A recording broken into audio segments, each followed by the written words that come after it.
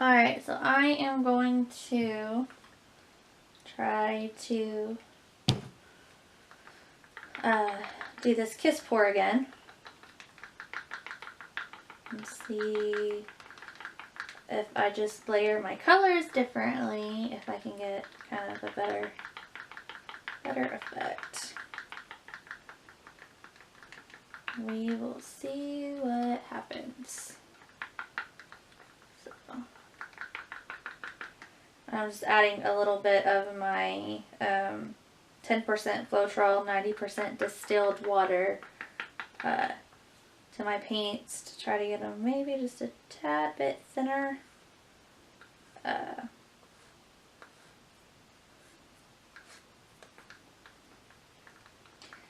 mean, I had it to where it was making a mound on the top and they were disappearing, but they did get a little thick on me, so it seemed like. So we will try.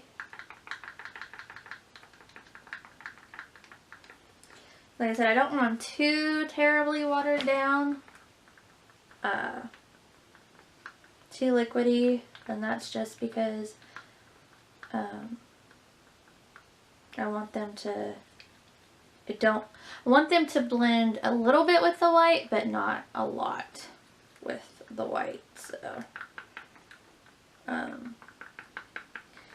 basically, it's about long enough for me to put them in the little containers with the white, and then about the time it takes me to get my base coat thrown down, pretty much should be enough time for them to like mix a little bit. And I'm just really hoping that this time I finally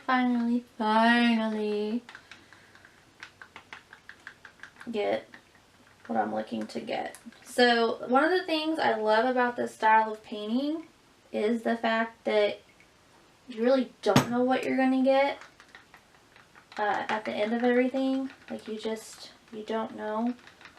But sometimes it's a little bit frustrating because you have this vision in your head of what you want to happen, but normally when that happens, the paint has different things in mind. The paint says, no way, that's not what you're gonna get. So, alright, I think I got these mixed pretty well. So, I'm going to get some music going and get paint in the cups and try to remember to do it a little bit differently than before, and then we'll see what happens with this. All right.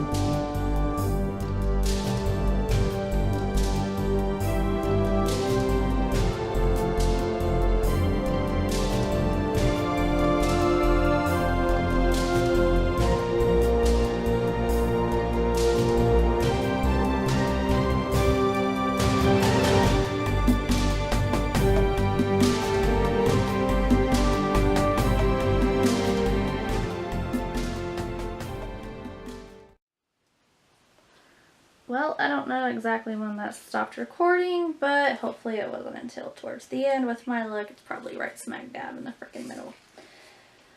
Because that's just how that goes. Okay, so this is actually more of what I was going for, but if I was smart, which I've never claimed to be, I would have stopped. Instead of trying to get the rest of the paint out of the cups, I should have just stopped. That way I wouldn't have ended up, I don't think I would have ended up with like all this white in the middle. So when you decide that you want to layer paint, it's the thing that you really want to remember, which obviously I don't pay attention to, is the first color in is going to be your last color out. But like I said, I was actually just trying to get some blending of my colors. I did want the white to lighten up the blue and the purple a little bit to give it the look that I actually have more colors in there than I actually do. So, but unfortunately, I was trying to get all the paint out of the cup, the bottom of the cups, and I shouldn't have done that. I should have stopped as soon as, like, because I actually thought for a little bit there I had like a good flow of doing an actual kiss pour. So I should have just left that alone once it kind of, I started getting to the bottom where, yeah, the cups were touching. I should have just left the rest of the paint in there.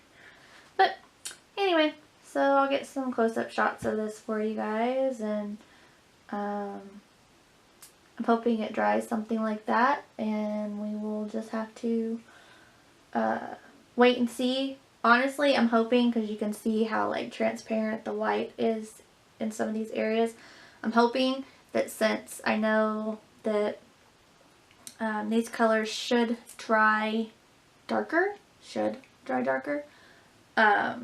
hopefully they will.